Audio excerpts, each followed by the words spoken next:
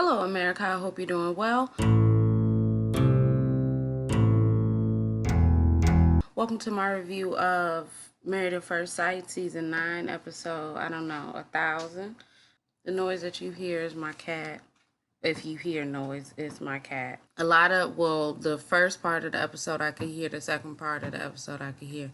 But in the middle, the person who I decided to marry decided to come in here with his cousin and be extra loud in the house before I had to tell him to leave. So the middle part of it is a little bit bare, but I wasn't about to go my ass back and watch it. So, boom. We see Keith and Iris. They're taking a Caribbean dance class. Iris says that it's weird to be grinding on a man that she essentially just met, but she wants to increase the intimacy, and Keith likes it, and you know, fun de replay, and that's what they was doing. Okay, so we see Amber, Matt, Deanna, Greg, and Jamie and Elizabeth. They go to a NASCAR experience, and Elizabeth is talking. Okay, yes, Elizabeth is talking. She's talking while a man is trying to like tell them what to do, and she's like, "Oh my gosh, y'all like grew up over here. I feel like I feel like I'm at home." Blah blah blah. And Jamie is getting annoyed, so Jamie is like, "Can you just shut up? Can you shut up for like 5 seconds?" And she's like,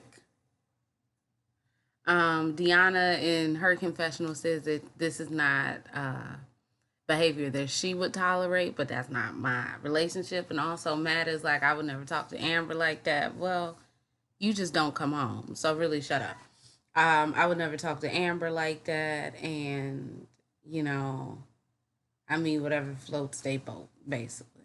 So, Elizabeth is like, well, Jamie, that's how you really talk to me.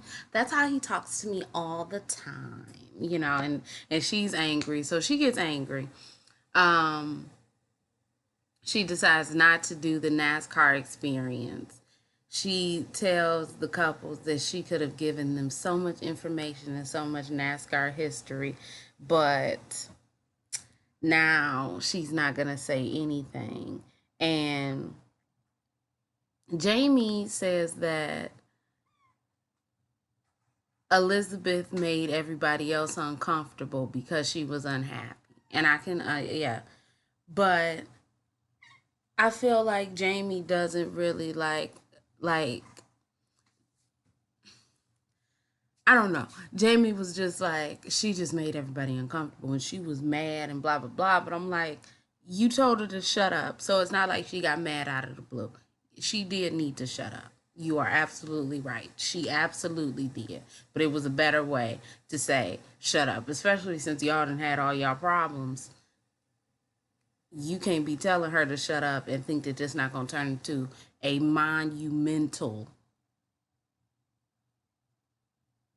Yeah. Is that the word? Argument. Because it is. Okay. So Jamie says that he knows that it wasn't cool to tell her to shut up, but she needed to shut up. So Jamie says he's going 150 miles an hour, and the fight with Elizabeth is the last thing on his mind. So Jamie gets out the car. Elizabeth comes over to talk. I don't know why she came over to talk, because he's like, how are you? And she's like, oh, it doesn't matter how I feel. He's like, why doesn't it matter how you feel? And she's like, I mean, because you told me to shut up. You clearly don't care. Then the NASCAR lady was coming over to say something, and she's like, can you give us a minute? And Jamie is like, don't be rude. Like, why are you being rude? And I guess he says, you're ruining everybody's day. And she says, you ruined my day by telling me to shut up.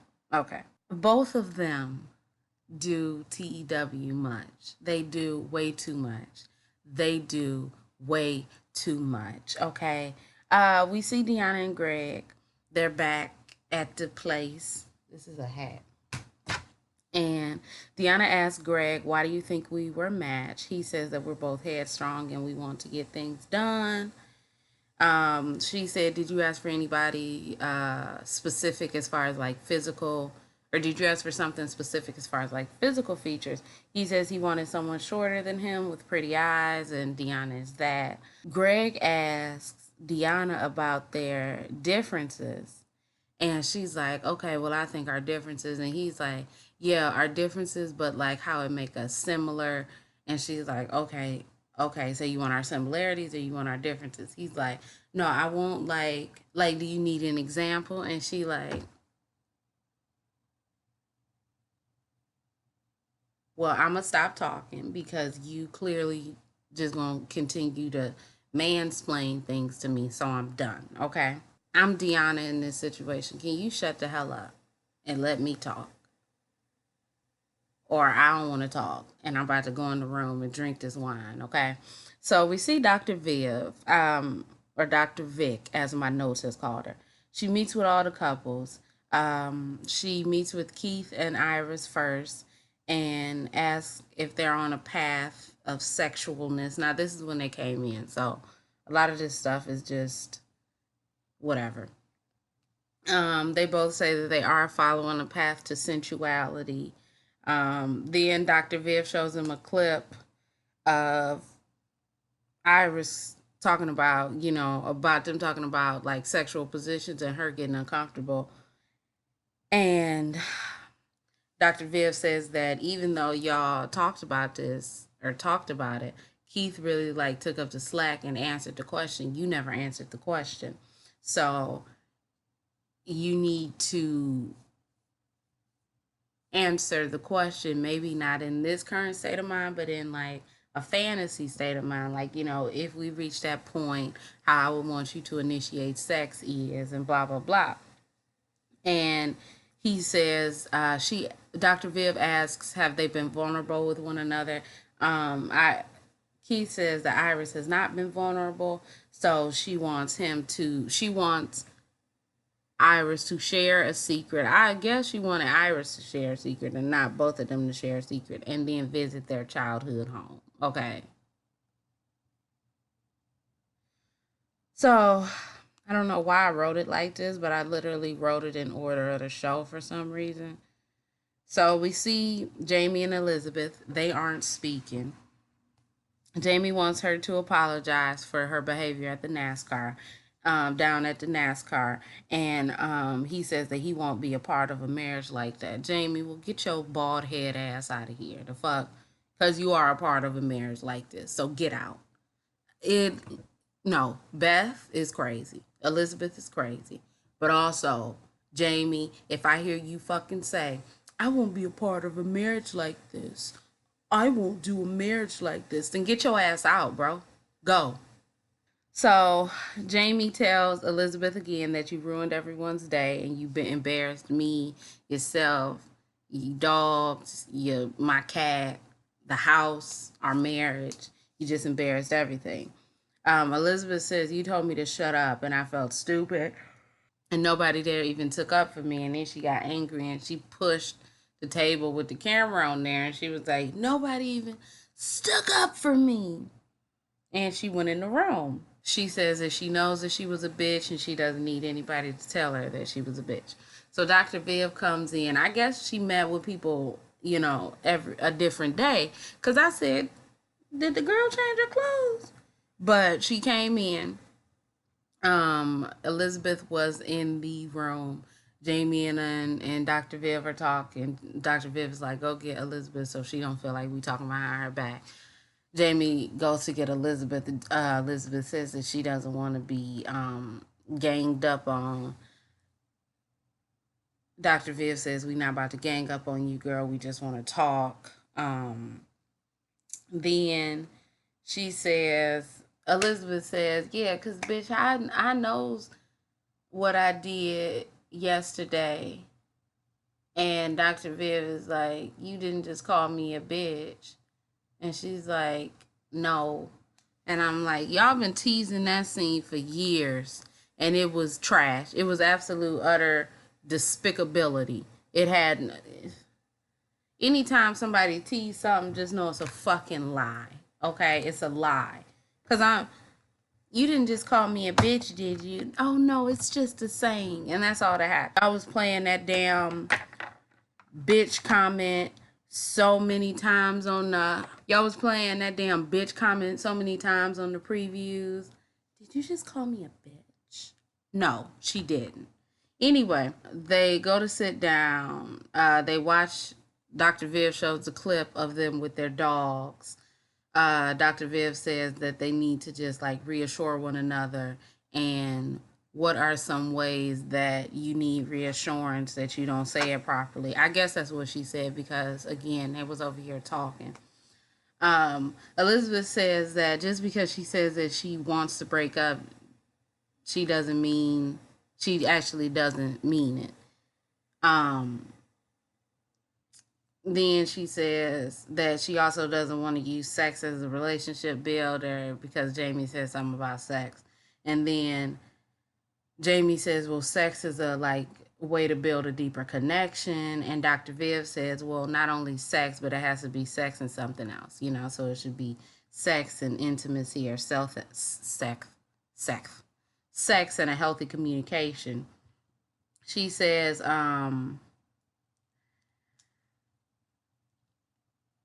something will be a good way to reassure one another, but I don't know what she said. But she said if y'all do reassure one another, then y'all can have a lasting marriage. And she also wants them to share a childhood memory with, you know, or share where y'all grew up with one another. And then when Dr. Viviana leaves, he and Elizabeth kiss again and they back in the saddle. Back in the saddle of love. So we see Matt and Amber. Matt says that he feels like he's been doing better, you know, been doing good things. They say that they haven't been having sex, but I guess they've been communicating more, but they're not like cuddling or anything or like, you know, showing other forms of intimacy. And the doctor wants to know if that will make them lose chemistry. Matt says that he doesn't think that it would because he needs more than sex.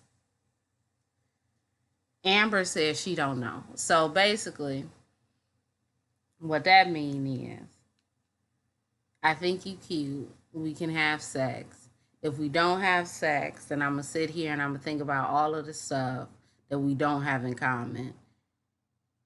And I don't want to be with you. So, Dr. Viv suggests that maybe they can grow in other aspects. And they both say that they're working on communication. Verbal communication.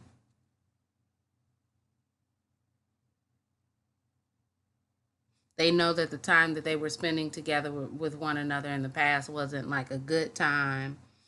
And Matt says that if this wasn't an arranged marriage, they would be moving at a very different pace. Dr. Viv says that as time builds, emotional intimacy will build. And she wants them to, you know, share their childhood memories so they can know who each other are better. And Amber is happy because Matt is trying. I don't know. So we see her with Deanna and Greg. Greg, they showed the clip of that just happened, literally just happened because that's the only clip that they have to show. So I'm like, was that manufactured drama? So she could come over here and say something. Anyway, Greg says, I think Greg said that he was joking and she took it more seriously. And Greg says that he was just trying to protect himself by censoring her. Basically, he didn't want to hear about the straight negatives of their relationship. He wanted it to be a negative and a positive, basically. Or like the differences of their relationship. He wanted it to be how we're different, but how we still complement one another. Deanna says that she felt like, you know, him interrupting her made it to the point where she didn't even want to answer. And she also wants him to relive those childhood memories and blah, blah, blah. That's it. So then we see Deanna and Greg. They go to her hometown and they have a nice picnic. Greg wants to know how, in what way did her ex hurt her, because she brings up how she took both of her prom pictures here. and she doesn't want to talk about it, but she knows that she needs to show her vulnerability. So she says that they were, high school sweethearts. They went to college, then they grew apart. They started lashing out at one another, and that made her want to protect her heart. Deanna says, maybe she could have not had a relationship for 10 years, and maybe could have opened up her heart sooner. And Greg is like, no, because you wouldn't have found me. And he's like, so how do you want future Deanna to be? And she's like, I want to continue to grow, but I want to grow with you.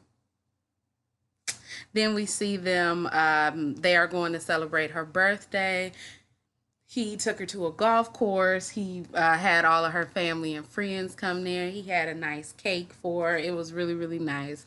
And if Deanna and Greg do not make it, then I'm done. Okay, I'm done. Don't ask me to review this damn show no more. Don't ask me to do nothing. So we see Iris.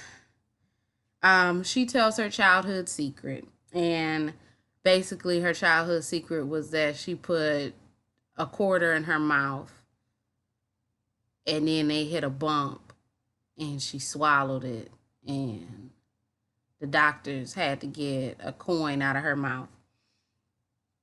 And I don't know. Keith said he was unhappy with this secret because it shows that she's emotionally emotionally immature. I was on Reddit and people was like, that fucking secret, you dumb B. And I'm just like, y'all, it's a secret. I'm sorry. Excuse me, because I need to know what I know. It wasn't, but it was a secret. It was a secret. I don't like what kind of secret do you want? I don't get it. You want like a what? What? I sleep with a teddy bear. Was that a better secret? If like what? I don't know, because he was just so disappointed. Everybody was so disappointed in Iris, and I'm just like, what type of secret should she have given? Should it have been a sexual secret? But I'm not gonna say what I was gonna say because it's funny. It's funny, but it's not appropriate. Like what kind of secret? The bitch told a secret. Okay, I'm just really confused because he just was like pitiful. And everybody, well, all of the comments that I saw on Reddit was like, what more do you want from her? I don't know. Maybe I'm just a child. Maybe I'm emotionally immature. Maybe I ain't never swallowed no damn quarter. But what the hell do you want her to say? I'm just really confused. What you want her to say? Tell me what you want her to say. Like, and now, like I said about the unfiltered episode, I bet they're not together. Because Keith don't really say this stuff to her. If you weren't satisfied with her secret, you feel like she's emotionally immature. You feel like she is, okay, thanks. You feel like she is this and she is that. Then why don't you say these things to her? I can see what Iris meant when she's like, oh, he's, not really like affectionate or anything, or like he'll turn away and be on his phone and stuff like that. He don't, I guess she done wiped all attractiveness away.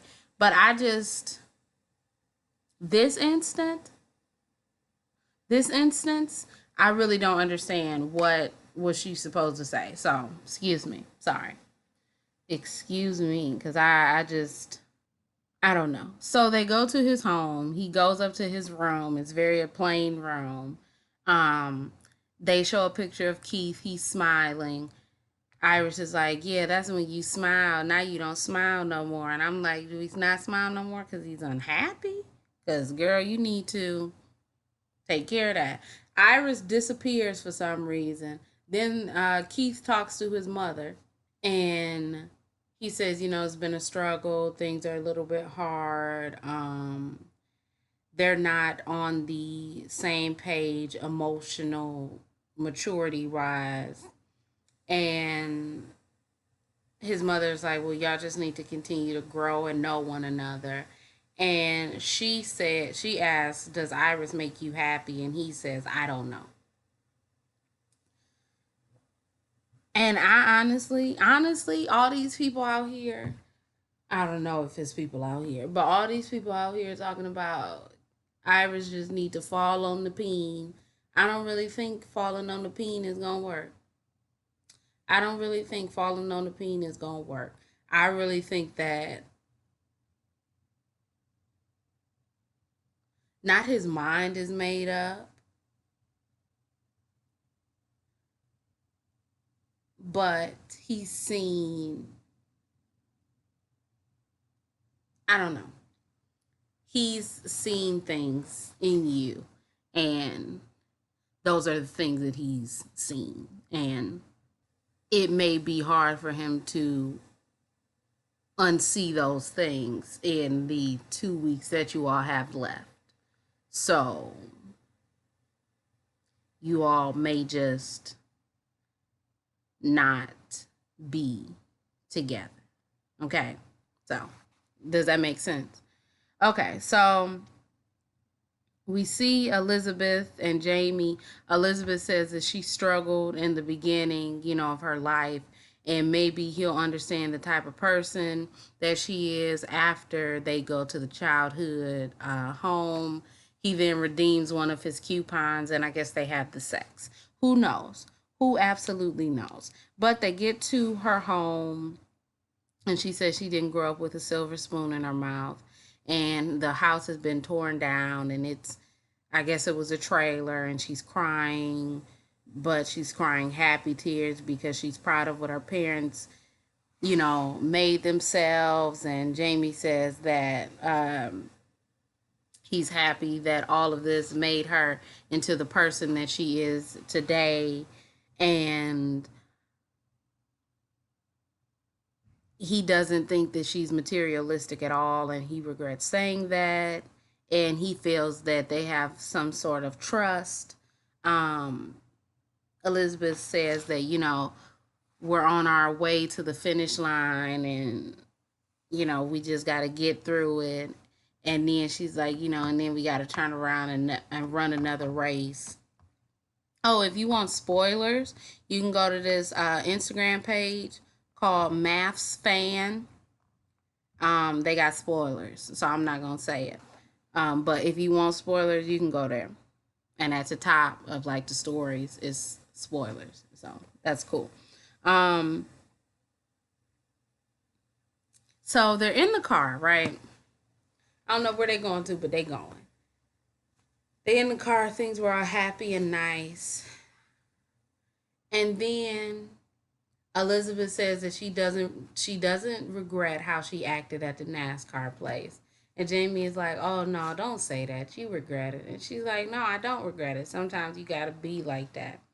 And Jamie is like, "Well, you were being a brat, and I was reacting to you being a brat." And she's like, "No, let's not argue about this. Let's not talk about this. Let's not say anything about it." And then he's like, "Well, I mean, you don't really think that anything that you did was bad, so like we need to talk about it." So then they're arguing, and he says that she doesn't take responsibility, and he'll call the marriage off because of it. And that was the end of their story. I'm so sick. Like I said, I'm so damn sick and tired of you talking about you'll call the marriage off. I call it off. Do that. Do it. Do it now. Do it. Because you're pissing me off. You're pissing me off. Every time I hear Jamie say, I'm going to call the marriage off. I'm going to call the marriage off. He take his fucking cat in that damn portable carrier, and he take his stuff and he leave now, leave, okay, leave. So we see Amber and Matt. They go visit his hometown, and Matt says that after his parents got divorced, he stopped talking to his mama, his father, and his sister. But him and his sister were really close, and they're like a year and a half apart. That makes no sense to me. Only way you would stop talking to your sister is if, but I don't, as adults, I don't understand why you would do this. Maybe as kids, if homegirl wanted to go stay or live with your father and you wanted to go stay live with your mother or vice versa, and you like, I don't think what father did is bad, or I don't think what mama did is bad and she does, or anything like that, then I can see y'all not talking. But as far as adults,